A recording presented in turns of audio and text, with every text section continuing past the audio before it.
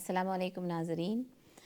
तो ब्रेक पे जाने से पहले जो लास्ट वीक का जो सवाल था, जो लास्ट कॉलर ने हमको किया था, मैं उसी का जवाब दे रही हूँ। तो मैं पफ़ी आइस पे थी। तो पफ़ी आइस की बहुत सी वजूहात हैं जो मैंने आपको बताए हैं। इसके अलावा एक और वजूहात है, नमक बहुत ज़्यादा इस्तेमाल करने से भी ये चीज़ होती है। कॉमन जो चीज़ें हैं वो यही होती है कि आप रात को सो नहीं रहे हो और टीवी देखना या फिर बहुत ज़्यादा नज़दीक से स्क्रीन पे काम करना, ये भी होता है जिसकी वजह से पानी का जो है वो ज़्यादा हो जाता है, पानी की वजह से होता है। या नमक का बहुत ज़्यादा इस्तेमाल करने से भी ये चीज़ होती है। तो ये कुछ वजूहात है जिसकी वजह से पफ़ी आइज़ होती। तो इसका इलाज क्या है? इसका इलाज ये है कि अगर आप वाक़ई में नमक बहुत ज़्यादा खाते हो तो अपने ग़िज़ा में जो है नमक का इस्तेमाल कम करें। और उसके अलावा आप हाथों से, अपने हाथों से मसाज करके इसका जैसे ही कोई भी चीज़ जैसे शुरू होती है, आप उसको अगर फ़ौरन अगर उस पे नुस्ख़ा इस्तेमाल करें इंशाल्लाह, तो वो फ़ौरी असर दिखाता है। अगर हम उसको आज रुक गए कि नहीं चलो आज आई, हो सकता कल ये आँख ना आई, तो वो बढ़ते-बढ़ते और ज़्यादा सूज जाती है, आँखों के नीचे गड्ढे पड़ जाते हैं, बाहर निकल आती हैं आँखें, ये होता है। तो हम इसका ये भी कर सकते हैं। उसके अलावा आप बर्फ़ जैसे हम बर्फ़ लें और उसको कपड़े में डाल के उसे सेंकना शुरू करें, ये भी बहुत हद तक फ़र्क इंशाल्लाह आपको पड़ेगा। उसके अलावा आलू का इस्तेमाल आप कर सकते हैं। आपने एक आलू लेना है, उसको ग्रेट करना है, ग्रेट करके उसको थोड़ा-सा आप ठंडा करने रख दें फ्रीज़र में। जब वो ठंडा हो जाए तो उसको अपने जो पफ़ी आइस है उसको आप लगा दें, जैसे पैच लगाते हैं वैसे वो ग्रेटेड आलू की बात कर रही हूँ मैं। ग्रेटेड आलू का इस्तेमाल करना है हमको। आप जूस के साथ ही उसका इस्तेमाल करें, क्योंकि जब आप उसको फ्रीज़ करोगे तो वो हल्का-सा एकदम ज़्यादा हमको बर्फ़ नहीं करना है उसको, बस ठंडा करना है उसको। फिर उसको आप अपने पफ़ी आइस में ऐसे पैक की तरह लगा दें इंशाल्लाह, इससे भी आपको बहुत फ़र्क पड़ेगा।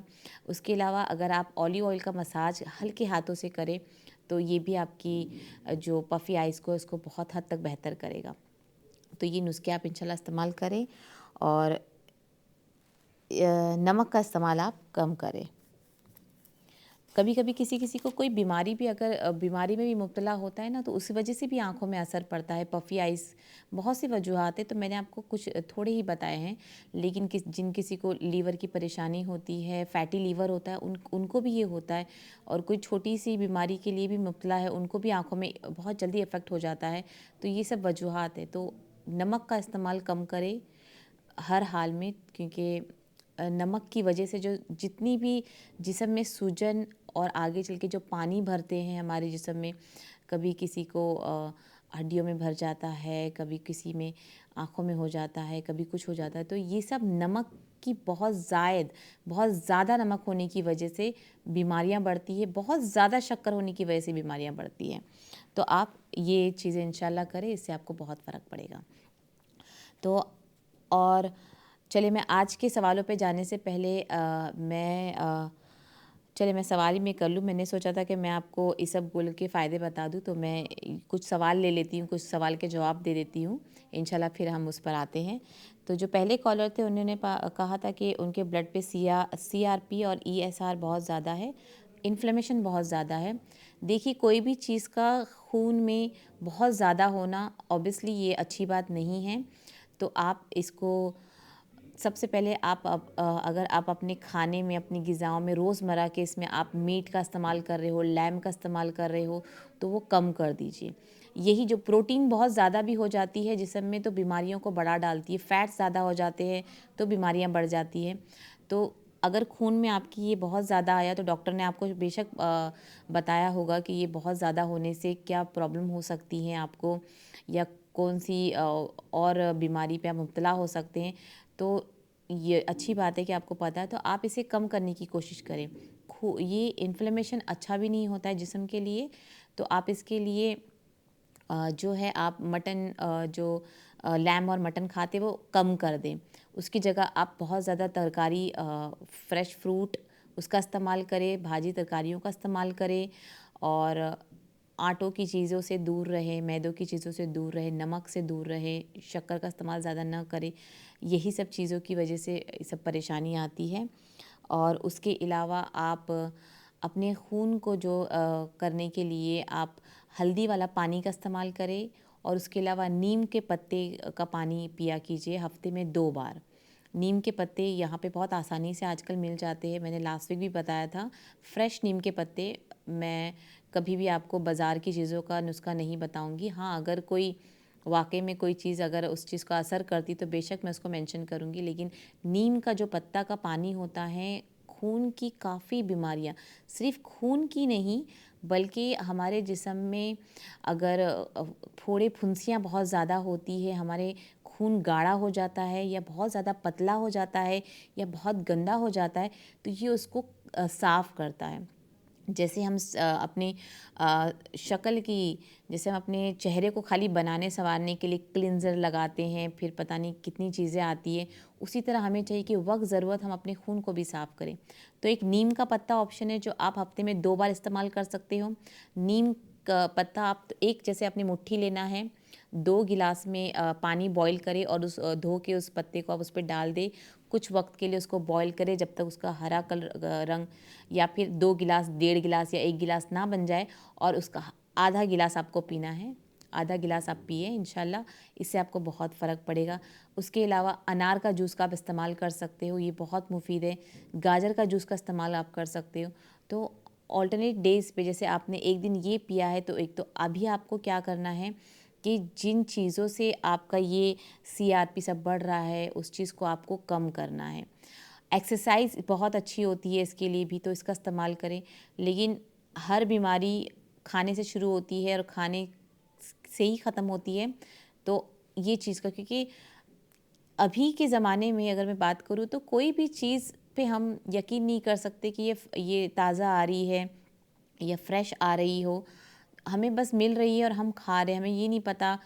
कोई बाज़ार में कोई भी चीज़ कुछ भी बोल के अगर हमें बेच देता है, तो हम ख़रीद लेते हैं ये सोच के कि सामने वाले ने इसको इतनी खूबियाँ बताई है।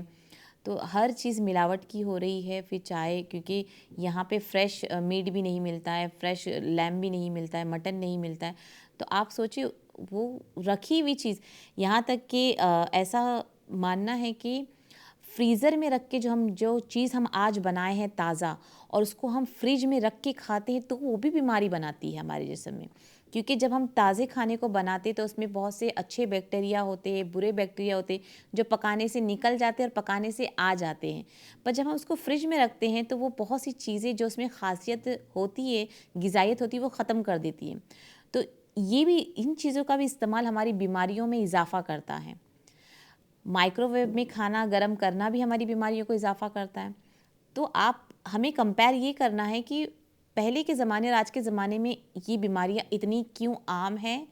हर इंसान परेशान है, थायराइड से परेशान है, आर्थराइटिस, और सिर्फ पहले ऐसा लगता था कि पहले सिर्फ ख़वातीन बीमार हो रही है, हो रही होती थी, क्योंकि बच्चे होते हैं, उनको घर के काम होते हो, मेंटली स्ट्रेस होती है, बहुत से होते हैं। लेकिन आज के दौर में जो एक हट्टा-कट्टा जो आदमी होता है, वो भी बीमार हो जा रहा है। तो इसकी भी, हम सिर्फ़ इस बात पे ध्यान देते हैं कि ख़वातीन की बीमारियाँ इतनी-इतनी और उनकी वजूहात नज़र आती हैं, पर जो मर्द हज़रात होते हैं, उनकी बीमारियाँ नज़र नहीं आती हम लोगों को। तो ये एक वाहिद चीज़ है जो हमें समझना है, और कोई मुश्किल बात नहीं है समझने की।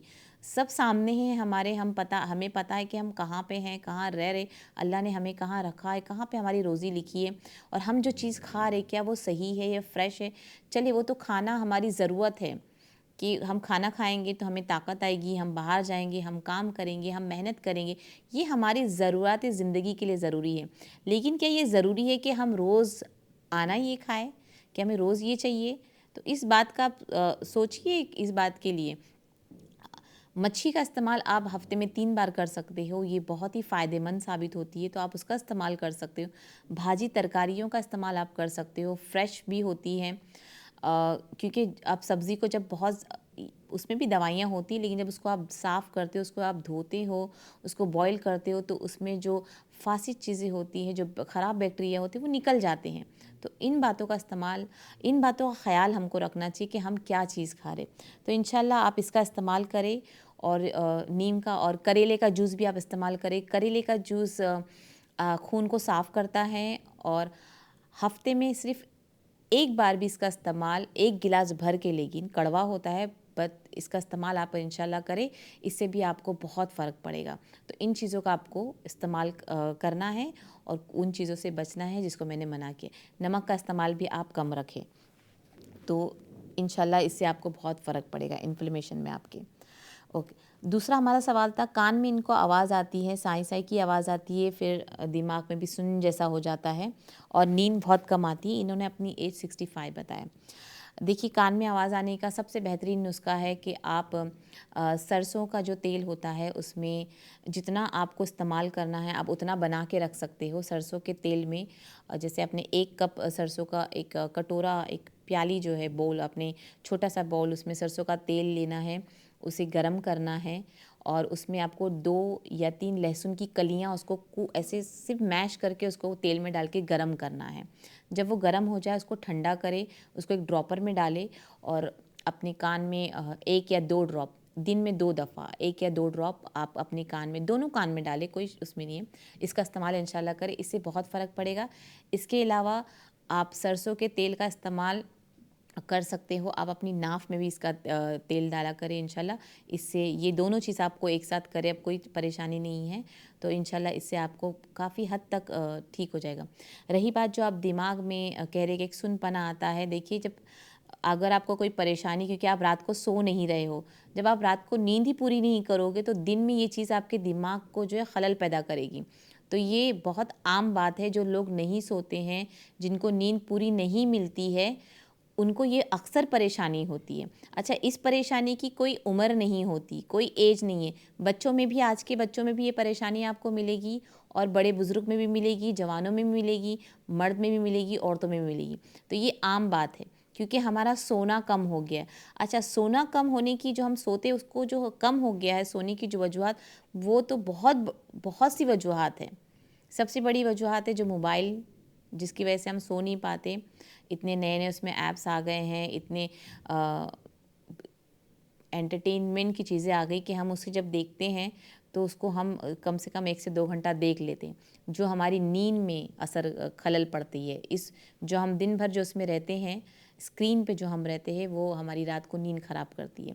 तो इसकी वजह से तो आपका जो दिमाग है, नहीं सोने की वजह से ही वो आपको दिमाग में जो आवाज़ें जो आ रही है, सुन की जंगल जैसी जो भी आप बता रहे थे, उसकी वजह से। अच्छा, नींद आप पूरी कैसे करोगी? जब आप थोड़ा दिन भर आप थकावट का कुछ काम करें, थोड़ा चल लिया कीजिए, थोड़ा चहलकदमी अगर आप कर रहे हैं तो बहुत अच्छी बात है। थोड़ा एक्सरसाइज़ अपने आप को, जितना आपका जिस्म थकेगा पूरे दिन भर में, रात को आपको अच्छी नींद आएगी। अच्छा, सोने के लिए बेहतरीन नुस्खा क्या है कि आपने क्या करना है, गरम दूध में अगर आपने बादाम, पिसी हुई बादाम डाल दी, थोड़ा-सा उसमें खसखस डाल दें, थोड़ा-सा तिल डाल दें और थोड़ा-सा सूखा हुआ नारियल का, आप इसको पाउडर भी बना के रखें। हम वज़न देखिए, कितना क्वांटिटी करना नहीं है। जब आप बादाम एक मुट्ठी ले रहे हो तो आप एक मुट्ठी खसखस लीजिए, एक मुट्ठी आप कोकोनट लीजिए, सूखा हुआ जो पाउडर मिलता है आप वो लीजिए, इसको पाउडर बनाएँ, उसको दूध में गरम करके पीजिए। अच्छा, नींद के लिए जायफल बहुत अच्छी चीज़ होती है, लेकिन इसका इस्तेमाल ज़्यादा नहीं कर सकते, लेकिन आप एक चुटकी, जैसे आपने उसको नहीं थोड़ा-सा खुरच के एक चुटकी डाल दिया, ये भी आपकी नींद में बहुत इजाफ़ा करेगी, तो ये चीज़ अच्छी होती है। तो आप इसका इस्तेमाल कर सकते हैं। गरम दूध अगर आप ऐसे भी पी लें तो आपको नींद में बहुत मदद करती है। तो इंशाल्लाह आप इसलिए कोशिश करें, और सोने से पहले अगर आप अपने पैरों को गर्म पानी में नमक डाल के अगर आप अ, उसको थोड़ा सेका दे दें गरम-गरम पानी में, तो इससे भी आपको नींद बहुत अच्छी आएगी। तो ये आपकी नींद के लिए बहुत बेहतर है। इंशाल्लाह इससे आपको बहुत आराम मिलेगा। और मेरा जो तीसरा कॉल था, उन्होंने कहा कि उनकी बेटी की जो प्रॉब्लम उन्होंने कहा था वो 31 साल की है और इनको पैरों में जो है क्रम्स आते हैं, दिन में भी आते हैं। जो पैरों में क्रम्स आते हैं, नहीं, पैर हमारे ज़्यादातर तो ये ठंडियों में होता है और इसकी जो वजूहात होती है वो खून की कमियां होती है या खून हमारे उस रेशों में नहीं जा पाती है जहाँ पे जाना चाहिए, सूख जाती है। तो उस वजह से रात को भी क्रम आता है, कभी कभी दिन में सोते वक्त क्रम आता है। अच्छा, ये कोई बीमारी नहीं है, क्योंकि हम आजकल इतने हेल्थ कॉन्शियस हो गए कि बच्चे हमारे समझ ही नहीं पाते हैं कि हम क्या खा रहे हैं। तो उन्होंने वेट भी उनका बताया, तो इतना ज़्यादा वेट भी नहीं है, 49 उनका वेट है, तो इतना ज़्यादा भी नहीं है उनका वेट उनके एज के हिसाब से। तो लेकिन क्योंकि आपकी खून का दौरान है वो बराबर नहीं पहुंच रहा, इस वजह से आपको क्रम बहुत ज़्यादा होते, ठंडी में बहुत ज़्यादा होते। तो आपको ख़्याल क्या रखना है, ठंडियों में आपको प्रॉपर जो गर्म कपड़े होते हैं उसका इस्तेमाल करना है। अच्छा, इससे आप बचोगे कैसे? इससे बचने का तरीका है कि आप जिस्म में जब भी आप पिए तो गर्म दूध का इस्तेमाल आप के ज़्यादा से ज़्यादा कीजिए। जो क्रम कम करने में, जो पैरों में आपकी क्रम होती है, बहुत कुछ वक्त तक बहुत तकलीफ़ होती है, आप पैर सीधा भी नहीं कर पाते हो, इतना दर्द होता है। लेकिन उसके अलावा लेकिन जैसे-जैसे आप इन चीज़ों का, इन नुस्ख़ों का इस्तेमाल इंशाल्लाह करोगे, आपके जो क्रम है वो कम होना चले जाएँगे। तो उसके लिए आप अनार का जूस बहुत पीजिए और चुकंदर का जूस का इस्तेमाल करें। तो ये सब चीज़ें जो है आपके खून को जो है वो बढ़ाएगी और सही मिक़दार में जो है आपके जिस्म में रवानी पैदा करेगी। तो जब आपके पैर तक अब जाएगा। अच्छा, इसके लिए एक एक्सरसाइज़ ऐसा भी है कि हमारे पैरों तक जो है खून का दौरान बराबर पहुँच नहीं पाता है, क्योंकि जब हम खड़े होते हैं तो हमारे जो पूरा दबाव है वो हमारे पैर में चले जाता है, लेकिन जो खून के दौरान है वो वहाँ तक बराबर नहीं पहुँचता है। उसके लिए अगर आप अपना कुछ वक़्त तक अगर अपना पैर आप उठाकर दीवार की मदद से अगर आप पैर उठा के कुछ वक़्त तक रखें, जैसे आपने अपना सर नीचे करना है या आप अपने आधा आप लेट जाए और पैर खाली दीवार के सपोर्ट में ऊपर कर लें। कम से कम आपको ऐसे पोज़ीशन में 5 मिनट रुकना है। रोज़ाना आप ये करें, उससे क्या होगा कि आपका जो दौरान खून है वो काम करना शुरू करेगा। तो ये चीज़ भी बहुत हद तक आपको फ़ायदा पहुँचाएगी। तो अनार का जूस आपको लेना है, चुकंदर का जूस आपको लेना है। आप जिस तरह से आप खालिस लीजिए कि सिर्फ़ चुकंदर का लेना है और सिर्फ़ अनार का लेना है। आप हर रोज़ ले सकते हैं, लेकिन दिन में 1 दफ़ा और अल्टरनेटिव डेज़ पे आप लीजिए। ये चीज़ें आपको बहुत फ़ायदा पहुँचाएगी। उसके अलावा आपको अगर किसी चीज़ की शिकायत ना हो, तो रोज़ाना सुबह को अ, आप क्या करें, 1 टीस्पून कलौंजी का तेल, 1 टीस्पून सिर्फ़ रोज़ सुबह आप उसको खाली पेट पिए गुनगुने पानी के साथ, इंशाल्लाह इससे बहुत फ़र्क पड़ेगा आपको। तो ये 3 नुस्खे मैंने आपको बताए हैं और एक एक्सरसाइज, ताकि खून का दौरान जो आपके पैर की तरफ बराबर से जाए। और जिस दिन आपका ये दौरान ठीक हो जाएगा इंशाल्लाह, ये आपके क्रम जो है ऑटोमेटिक कम होना शुरू हो जाएंगे। ये एकदम से कम नहीं होगा, क्योंकि ये ऐसी चीज़ है कि हर किसी को होती है। तो मैं ये चीज़ बहुत आसानी से आपको एक्सप्लेन कर सकती हूँ कि ये फ़ौरन कम नहीं होगी। तो फ़ौरन ये थोड़ा-थोड़ा करके आपको कम होगी। जैसे आपने आज दिन में आपको 2 से 3 बार हुआ है, तो वो आपको अच्छा ज़्यादा बैठा मत, ज़्यादा अगर आप बहुत वक़्त तक एक जगह बैठ रहे हो, तो आपका कभी पैर फ़ोल्डिंग रहता है, कभी लटका हुआ रहता है। तो अगर आप बहुत वक़्त तक एक जगह बैठ रहे हो, तो आप अपने पैर को किसी मदद से ऊँचा रख लें, या किसी टेबल, छोटा टेबल होता है जो हम रखते हैं, फुट टेबल जो होता है, उस पे रख लें। लेकिन आपके पैरों को लटका के ना रखें। अपने पैर को या तो उठा के रखें, या आप मांडीदार, जैसे आप हम फ़ोल्ड करके बैठे हैं वैसा बैठे, लेकिन पैरों को टंगाए नहीं आप। तो वो एक आप चीज़ कर सकते हैं। तो इन चीज़ों का आप ख़ास करके इस्तेमाल ये चीज़ें करें, इंशाल्लाह आपको बहुत फ़र्क पड़ेगा। अच्छा, और इन्होंने ये सवाल किया था कि खाँसी इनकी ठीक नहीं हो रही है और इन्होंने बहुत से नुस्खे आज़माए। देखिए, खाँसी ठीक नहीं होना 2 से 3 वजह हो सकती है। या तो मीठा आप कंटिन्यूअसली खा रहे हो, क्योंकि खाँसी वाला, जब हमको खाँसी होती है तो अगर हम उसको मीठा खाना, चॉकलेट्स हो, मीठा हो या मीठी चीज़ों का इस्तेमाल करते हैं, तो हमारी खाँसी जो है वो और बढ़ते रहती है। वो ख़त्म नहीं होती है, वो रुक-रुक के आती है और फिर वो आते ही जाती है। तो हमें ये करना चाहिए कि जब किसी भी हज़रात को अगर खाँसी हो रही है, तो आप समझ जाएँ कि आपकी खाँसी क्यों नहीं रुक रही, क्योंकि आपने मीठा बंद नहीं किया है, पहली बात। दूसरी बात, अच्छा, मीठे का मतलब सिर्फ़ मीठा नहीं होता है, चॉकलेट्स भी मीठी होती है, शक्कर भी मीठा होता है, मिठाइयाँ भी मीठी होती है। तो मीठी चीज़ों से मुराद ये सब चीज़ें होती है।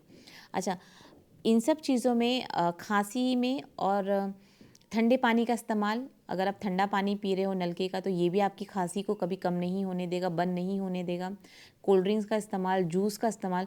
अच्छा, आप ये सोचोगे कि जूस तो मैं फ्रिज का नहीं पीती हूँ, बाहर रखा हुआ पीती हूँ। देखिए, आप बाहर रखा हुआ जूस पिलाएँ बच्चों को भी। अगर आप खाँसी नहीं रुक रही है, तो आप बाहर वाला जूस पिलाएँ, या फ्रिज में रखा हुआ बात एक ही होती है क्योंकि उसमें शक्रीन होती है, उसमें कुछ ना कुछ वो लोग डालते हैं जिसकी वजह से गले में खराश भी होती है और वो जिस्म में जाके उस खांसी को बढ़ावा करती है, हमारे लंग्स में जाके, फेफड़ों पे जाके वो चीज़ को रुकने नहीं देती है। तो इन चीज़ों का इस्तेमाल आपको बंद करना होगा पूरी तरह से, अगर आप चाहते हैं आपकी खांसी बंद हो। तो मीठे का इस्तेमाल आपको पहले बात बंद करना होगा। अच्छा, इसका मैं आपको एक नुस्ख़ा बहुत ही बेहतरीन नुस्ख़ा मैं इंशाल्लाह बताऊँगी। ये आप रोज़ाना 2 टाइम कर सकते हो। कोई इसमें लिमिटेशन नहीं है, आप हर रोज़ करें, दिन में 2 दफ़ा, सुबह और रात को जैसे आपको, या दोपहर में भी आप कर सकते हो, खाने से 1 घंटा पहले या खाने के 1 घंटा बाद। तो इन चीज़ का तो आपको करना क्या है, जैसे 8 या 9 आपने काली मिर्ची के दाने लेना है, काली मिर्च को दाने लेना है फ्रेश वाले, और उसको कूटना है मोटा-मोटा सा। आप कूटनी है आपके पास, या हमाम बस्ता जिसे कहते हैं, मुझे उसका नाम नहीं पता, लेकिन आप उसको पेस्टल से आप अगर उसको कूट लें। अच्छा, तो ये जो आप 8 जो करोगे, ये आपको 2 टाइम काम आएगा, सुबह और शाम वाला। तो जब आप उसको कूट लोगे, मोटा-मोटा सा आपको खाली कूटना है काली मिर्चों को, और उसको 2 हिस्से में करना है कि आपने आज अभी एक खाया है तो आपको और शाम को, रात को खाना है। उसी में आपको क्या करना है, शहद का इस्तेमाल करना है। खाली शहद आपके पास हो तो उसका इस्तेमाल आप करें। उस 1 चम्मच में आपने उसको आधा जो पाउडर आपने कूटा है वो डालें, फिर शहद का इस्तेमाल उसमें शहद डालें। शहद आप कम ज़्यादा कर सकते हो, आपके अगर शुगर है तो भी आप इसका इस्तेमाल दिन में 1 दफ़ा करें ज़रूर, इंशाल्लाह कोई फ़र्क नहीं पड़ेगा आपको।